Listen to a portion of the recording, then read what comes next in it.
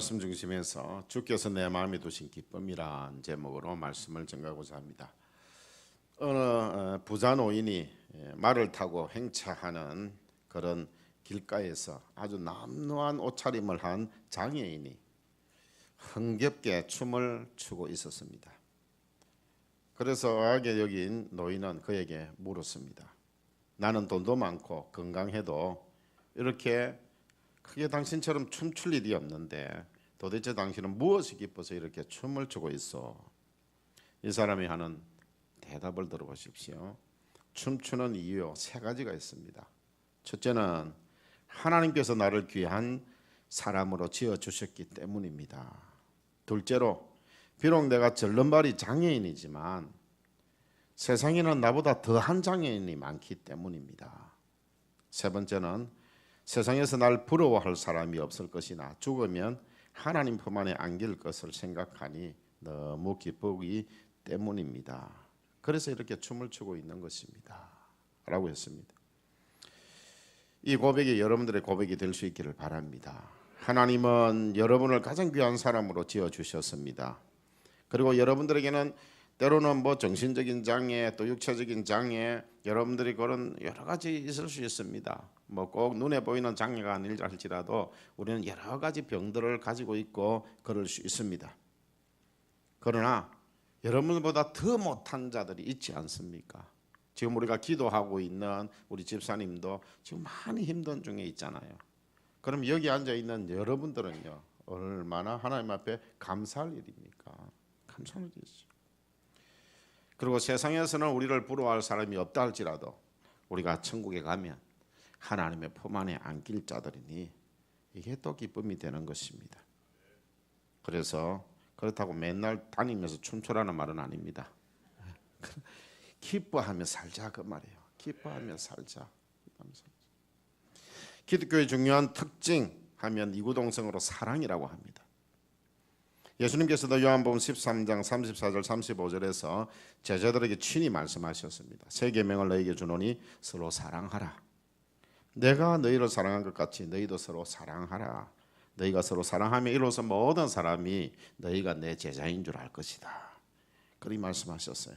성경은 그리스도의 특징이 사랑만이라고 말씀은 하지 않습니다. 요한 1장 4절에 보면 우리가 이것을 쓰면 우리의 기쁨이 충만하게 하려 함이라. 여러분들 이 기쁨은 세상이 주는 얄팍한 기쁨이 아닙니다. 주님이 주시는 영원한 영적 기쁨입니다. 기쁨도 예수 믿는 사람의 특징입니다. 자, 저를 보세요. 예수 잘 믿고 있는지 한번 봅시다. 이 기쁨이라는 것이요 예수 믿는 사람들의 특징이라는 거예요. 예수 믿는 사람의 특징이요. 이 특징을 가지고 있어야 돼요. 그래서 이것을 우리는 이렇게 말합니다. 영어로 Jesus Smile이라고 부릅니다. 항상 기쁨이 넘치니까 예수님의 미소가 내 입가에 넘치는 것입니다. 그렇게 살아가는 거예요. 그래서 지금 여러분들이 걱정거리가 있다면 다 없애버리시길 바랍니다. 어떻게 없앨 수 있는지 아십니까? 내 안에 기쁨이 있으면 없앨 수 있습니다. 기쁨은 우리의 모든 슬픔들, 걱정, 근심거리들을 다 사라지게 만듭니다. 자, 오늘 그래서 주제는 기쁨입니다. 그런데 때때로 우리는 고난을 당할 때가 있다는 말이에요. 그럴 때 어떻게 해야 합니까? 고난 당할 때 낙심하지 마십시오. 고난 당할 때 절망하지 마시길 바랍니다. 우리에게는 주께서 내 마음에 두신 무엇이 있습니까? 기쁨이 있습니다. 여러분들이 가지고 있는 기쁨 말고요. 주님께서 내 마음에 두신 기쁨이 있어요.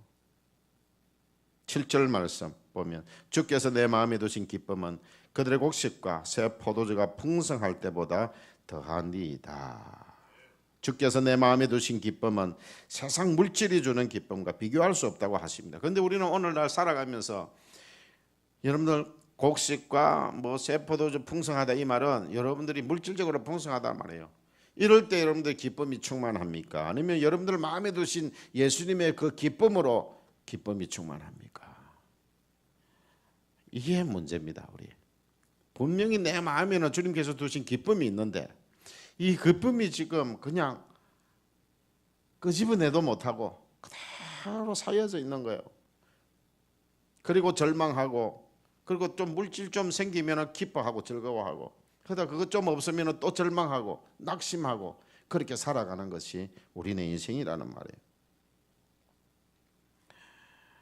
주님께서 오늘 저와 여러분을 주께서 우리의 마음에 두신 그 기쁨의 자리로 초대하고 있습니다. 그래서 여러분 오늘 이 설교 들은 이후에는 여러분들 마음속에 있는 그 기쁨을 자꾸 끄집어내서 그 기쁨을 누리면서 사시기를 축원합니다.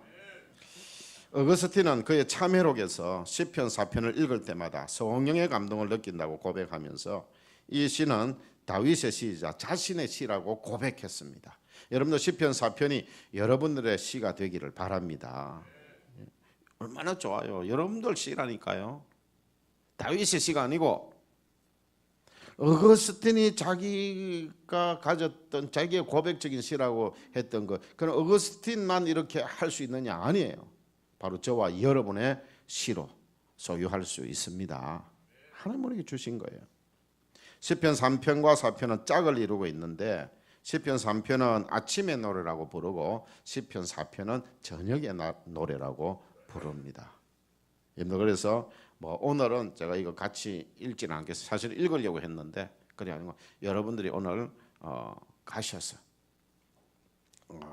이번 일주일만이라도 아침에 일어나면 시편 3편을 여러분들이 낭송을 하시고, 그 다음에 저녁에 잠들기 전에 여러분들 시편 4편을 낭송을 해 보시기를 바랍니다. 한 일주일만 해보십시오. 일주일만. 여러분의 시편이 될 수 있기를 바랍니다. 자, 이 시들은 다윗의 시인데요.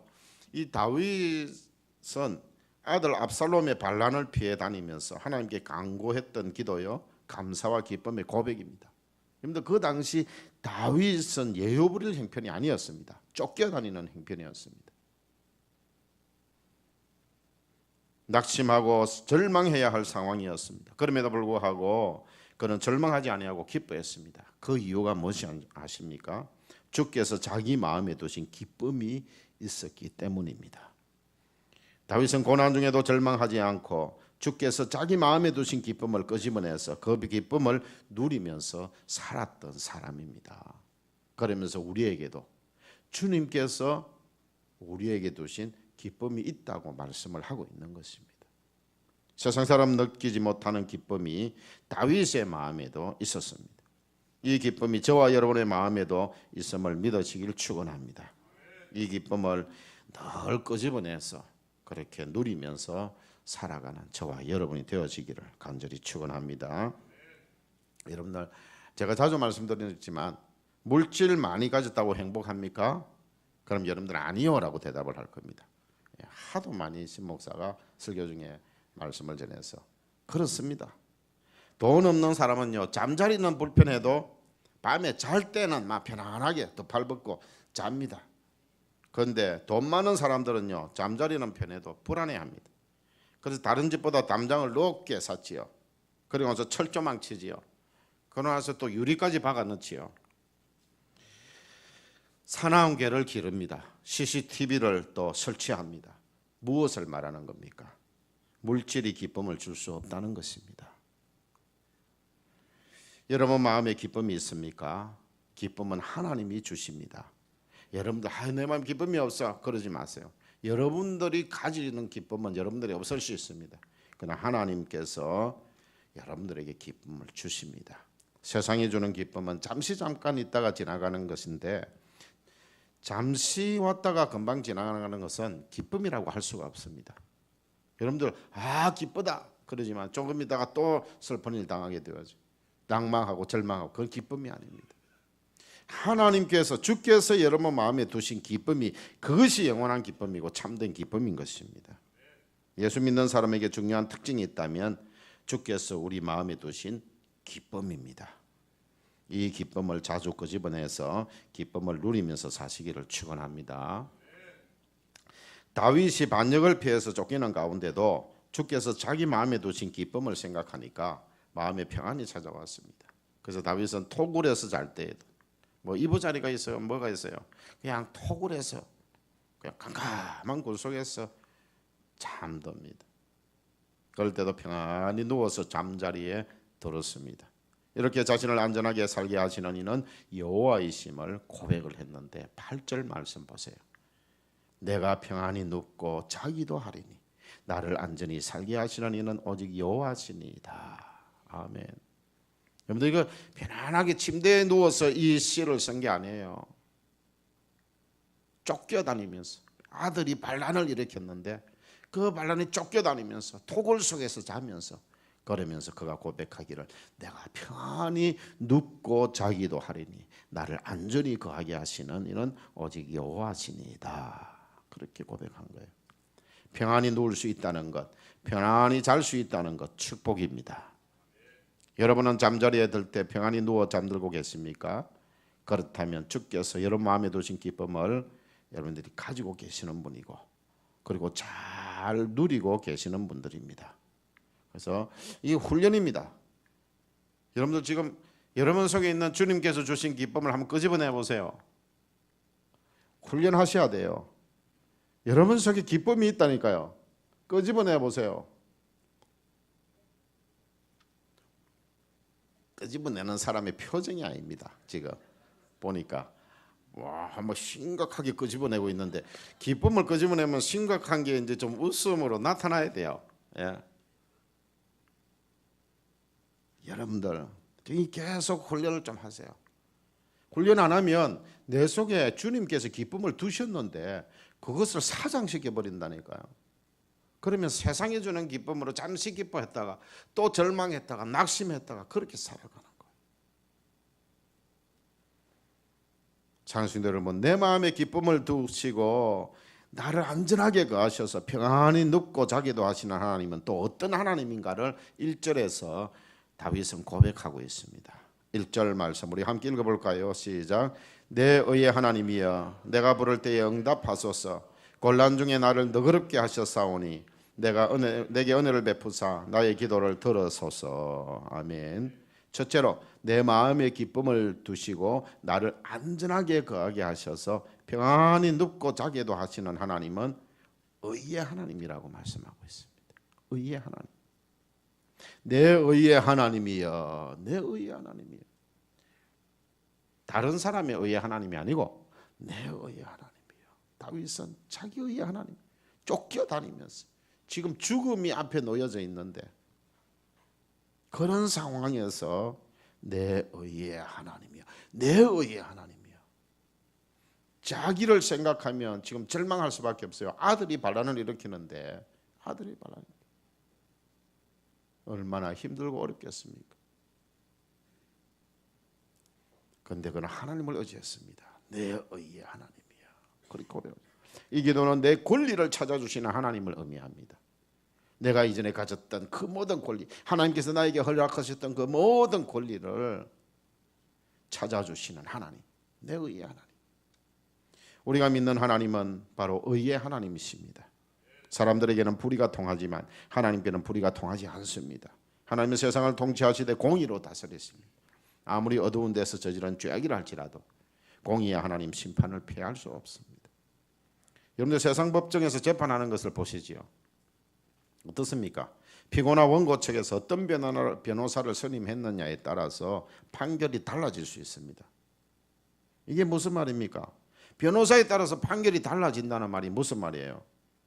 그것은 재판장이 공의로 판단을 해야 하는데 그러지 못하다는 증거입니다. 그러나 하나님은 의의 하나님이시기 때문에 반드시 우리가 잃어버린 권리를 찾아주실 것을 다윗은 확신한 것이고 우리도 그렇게 확신하면서 살아야 하는 것입니다. 그래서 의의 하나님께 감사의 기도를 다윗은 드릴 수 있었고 그 다윗의 하나님이 다윗의 그 의의 하나님이 저와 여러분에게도 의의 하나님이 되심을 믿으시길 축원합니다.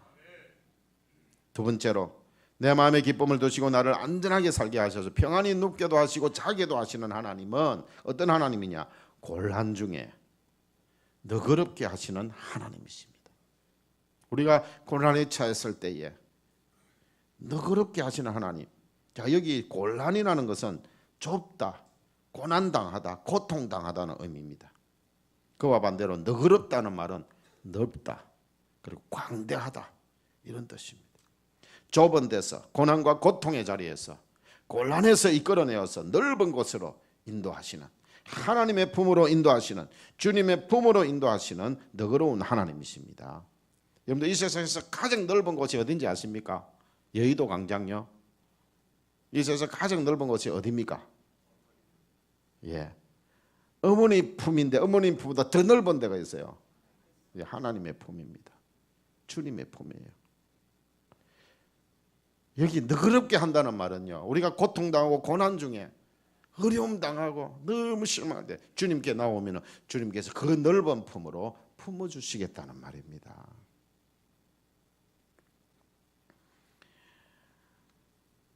다윗은 자신을 좁은 데서, 고난과 고통의 자리에서, 곤란에서 벗어나게 해주실 분은 바로 자신이 신뢰하는 하나님이심을 그가 확신하고 이 시를 지금 노래를 하고 있는 것입니다. 시편은 사실은 노래입니다. 그는 그렇게 이렇게 토굴 속에서 잠을 자고 쫓겨다니고, 때로는요 미친 사람처럼 행동을 해야 되는 그런 중에서도 이렇게 자기의 의의 하나님을 노래하고, 그리고 곤란 중에 너그럽게 하시는 그 하나님을 노래하고 있는 것입니다. 지금의 상황을 바라보지 아니하고 앞으로 하나님께서 나를 더 넓은 곳으로, 내 권리를 찾아주시는 그 하나님을 신뢰하면서 노래하고 있는 것입니다. 마지막 세 번째로, 내 마음에 기쁨을 두시고 나를 안전하게 거하게 하셔서 평안히 눕게도 하시고 자게도 하시는 하나님은 어떤 하나님이냐? 은혜를 베푸시는 하나님이십니다. 은혜를 베푸신다는 말씀은 불쌍히 여긴다, 호의를 베푼다, 또 자비롭다는 의미를 가지고 있습니다. 하나님은 우리를 불쌍히 여기셔서 은혜를 베푸시고 호의를 베푸시고 자비를 베푸시는 분이십니다. 많은 사람들이 이제 다윗의 시대는 끝났다 생각했을 때 다윗은 압살롬의 반역이 허사로 끝날 것을 내다보았습니다. 왜냐하면 다윗은 하나님께서 곤란 중에서도 은혜를 베푸셔서 그 곤란에서 벗어나게 해주실 것을 믿었기 때문입니다. 사랑하는 성도 여러분, 여러분이 어떤 고난 중에 있습니까? 여러분 고난 중에 있다면 또 이 고난 중에 처할 수 있습니다. 그럴 때마다 의의 하나님, 곤란 중에 너그럽게 하시는 하나님, 은혜를 베푸시는 하나님께 부르짖으시기를 바랍니다. 이미 우리 마음에 기쁨을 두신 하나님, 우리를 안전하게 거하시는 하나님이 고난 중에도 기쁨을 누리게 하시며 평안히 눕게도 하실 것이고 평안히 자게도 하실 것입니다. 어떤 고난 중에서도 여러분을 안전히 거하게 하시는 하나님을 의지하고 평안을 누리며 사시기를 축원합니다. 주께서 여러분 마음에, 저와 여러분의 마음에 두신 기쁨을 자주 끄집어내어서 그 기쁨을 날마다의 삶 속에서 만끽하면서 살아가는 저와 여러분 복된 성도들 되시기를 축원합니다. 기도하시겠습니다.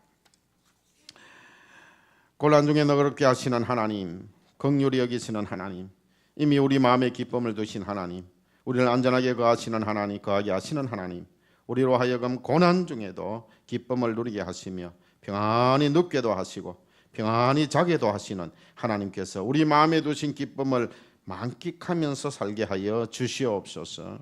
어떤 고난 중에서도 우리를 안전히 가게 하시는 하나님을 의지하고 평안을 누리며 살게 하여 주시옵소서. 우리 마음에 기쁨을 두신 주 예수 그리스도의 이름으로 기도드리옵나이다. 아멘.